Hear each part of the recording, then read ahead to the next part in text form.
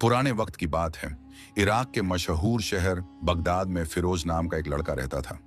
फिरोज की एक बुरी आदत थी। उसे चोरी करने की लत लग चुकी थी।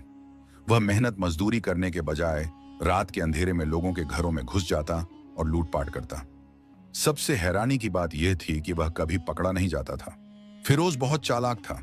वह दिन के समय जिस घर में चोरी करनी होती, पहले उसकी अच्छी तरह से टोह लेता, वहां के हालात और कमजोरियों का जायजा लेता और फिर रात को उसी घर में चोरी के इरादे से दाखिल हो जाता। एक दिन दोपहर को वह एक पुराने मकान के सामने खड़ा था। उसे वहां खड़े खड़े काफी समय हो चुका था। तभी उसे उस घर में एक बूढ़ा शख्स दिखाई दिया। वह लाठी से चीजों को टटोलते हुए चल रहा था, जिससे साफ पता चलता था कि वह आदमी नेत्रहीन है। यह देख फिरोज के मन में लालच जाग उठा। उसने अपने जूते हाथ में ले लिए और बेहद सावधानी से दबे पांव उस घर के अंदर दाखिल हो गया। उसने मकान के मुख्य कमरे का मुआयना किया और देखा कि वहां बहुत कीमती सामान रखा हुआ है। यह देखकर उसके मन में विचार आया कि यदि वह इस घर से चोरी करने में सफल हो गया तो उसे 2-3 साल तक कोई और चोरी करने की जरूरत नहीं पड़ेगी। जैसे वह चुपचाप घर में घुसा था, वैसे ही वापस लौट आया। लेकिन घर पहुंचते ही उसके मन में एक नई उलझन खड़ी हो गई। इतना सारा माल वह अकेला कैसे निकाल पाएगा? उसे महसूस हुआ कि उसे किसी की मदद की जरूरत है। तभी उसे अपने उन दोस्तों का ख्याल आया जो उसके जैसे ही गरीब और आवारा थे। वे कभी चोरी तो नहीं करते थे, लेकिन उनका दिमाग भी किसी नेक काम में नहीं लगता था। फिरोज तुरंत घर से निकला और खेतों की ओर चल पड़ा, जहां उसके दोस्त घास पर बैठे गप्पे मार रहे थे। उसने उन्हें सलाम किया और उनके पास बैठकर हालचाल पूछा। फिर बोला, दोस्तों, मेरे पास एक ऐसा काम है जिससे हम रातों रात अमीर बन सकते हैं। तुम लोग दिन भर यूं ही खाली बैठे रहते हो, न कोई काम करते हो न कमाते हो। अगर तुम चाहते हो कि पहले की तरह मेहनत भी ना करनी पड़े और हमारे हाथ ढेर सारा माल भी लगे, तो बस एक बार मेरी बात मान लो। तुम सिर्फ वही करो जो मैं कहूं, फिर देखना, हमें अमीर होने से कोई नहीं रोक सकता। दोनों दोस्त फिरोज की बात सुनकर एकदम हैरान रह गए। उन्हें समझ नहीं आ रहा था कि ऐसा कौन सा काम है जिससे वे इतनी जल्दी अमीर हो सकते हैं। उन्होंने एक साथ पूछा, हमें क्या करना होगा? इस पर फिरोज बोला, तुम दोनों को मेरे साथ एक घर में चोरी करनी होगी। यह सुनकर दोनों दोस्त चौंक गए और तुरंत मना कर दिया। उन्होंने कहा, हम चोरी नहीं करेंगे, और अगर मान भी लिया कि हम चोरी के लिए तैयार हो गए, तो जहन में रखो कि अगर चोरी करते वक्त पकड़े गए तो काजी हमारे हाथ काटने में एक पल भी नहीं लगाएगा और पूरे गांव में हमारी बदनामी होगी। फिरोज ने उन्हें तसल्ली देते हुए कहा, भाइयों, परेशान मत हो, हम किसी सूरत में पकड़े नहीं जाएंगे। जिस घर में हम चोरी करेंगे वहां सिर्फ एक बूढ़ा आदमी रहता है, और वो भी आंखों से अंधा है। अगर चोरी के दौरान वह उठ भी गया तो हमें देख नहीं सकेगा और हम आराम से भाग जाएंगे। मैंने खुद देखा है, उस घर में बहुत कीमती सामान है जिसे हम आसानी से चुरा सकते हैं।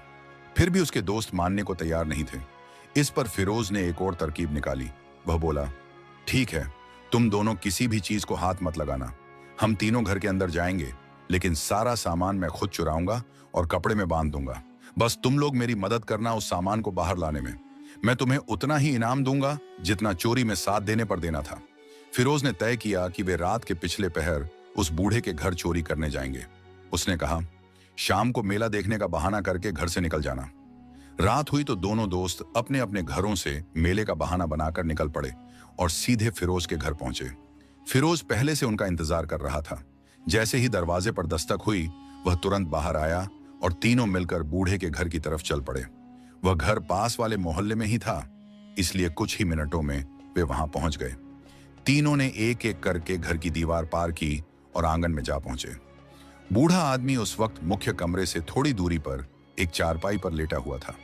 जैसे ही वे घर में कूदे, बूढ़े ने उनकी आहट सुन ली, लेकिन वह ऐसा दिखाने लगा जैसे गहरी नींद में हो और कुछ नहीं सुना। चोरों ने उसे सोता हुआ देखा और इत्मीनान से अंदर दाखिल होकर चोरी करने में लग गए। वे सामान इकट्ठा कर ही रहे थे कि बूढ़ा धीरे से उठा, दबे पांव कमरे के बाहर गया और दरवाजा बाहर से बंद कर दिया। इसके बाद उसने जोर जोर से चिल्लाकर शोर मचाया और आस पड़ोस के लोगों को इकट्ठा कर लिया। बूढ़े की आवाज सुनते ही उसके घर पर लोगों का मजमा लग गया। पड़ोसी तुरंत जाग गए और तीनों चोरों को पकड़ लिया गया। उन्हें आंगन में एक पेड़ से बांध दिया गया। तय हुआ कि सुबह होते ही उन्हें काजी की अदालत में पेश किया जाएगा। रात के सन्नाटे में जब सब कुछ थम चुका था, तब हिशाम और तबरेज ने फिरोज की तरफ गुस्से से देखा और कहा, हम तेरी वजह से इस मुसीबत में पड़े हैं। अगर हम तेरा साथ न देते तो आज यहां ना होते। हम तो काजी के सामने साफ कह देंगे कि हमने चोरी नहीं की, हमारा इरादा चोरी का नहीं था। फिरोज ने उन्हें समझाते हुए कहा, भाइयों, हम में से कोई भी अदालत में यह ना माने कि असली चोर कौन है। अगर काजी को पता ही नहीं चल पाएगा कि असली मुजरिम कौन है, तो वह किसी का हाथ नहीं कटवा सकेगा। यही हमारी बचने की राह है। सुबह होते ही तीनों को अदालत में पेश किया गया। काजी के सामने वह बूढ़ा शख्स खड़ा हुआ और बोला, हुजूर, मैं नाबीना हूं और मेरा एक बेटा है जो व्यापार के सिलसिले में दूसरे शहर गया हुआ है। मैं घर पर अकेला था, तभी इन तीनों ने मेरी मजबूरी का फायदा उठाकर मेरे घर में चोरी के इरादे से दाखिल होने की कोशिश की, लेकिन खुदा को कुछ और मंजूर था। मेरी आपसे इल्तिजा है कि इन तीनों के हाथ कटवा दिए जाएं, ताकि कोई और ऐसा करने की हिम्मत न करे। काजी ने तीनों चोरों की तरफ देखा और कहा, क्या तुम लोग अपनी सफाई में कुछ कहना चाहोगे? इस पर हर एक दोस्त ने दूसरे पर इल्जाम लगाना शुरू कर दिया। एक ने कहा, मैं चोर नहीं, इन दोनों के कहने पर गया था। दूसरा बोला, असल में यह दोनों मुझे फंसा रहे हैं। तीसरे ने भी वहीं रट लगाई। तीनों एक दूसरे को दोषी ठहरा रहे थे। यह देखकर काजी असमंजस में पड़ गया। उसे समझ नहीं आ रहा था कि असली मुजरिम कौन है।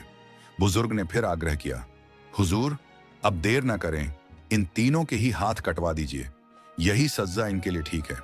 लेकिन काजी ने कहा, जब तक साफ पता न चले कि असली चोर कौन है, मैं किसी को सजा नहीं दे सकता। तुम सब एक दूसरे पर इल्जाम लगा रहे हो। अगर कोई है जो अपना गुनाह कबूल कर ले तो सजा उसी को मिलेगी, वरना अंजाम अच्छा नहीं होगा। काजी ने उन्हें हर तरह से समझाने की कोशिश की, लेकिन वे टस से मस न हुए। काजी अब बेचैन हो गया। उसे कोई उपाय नहीं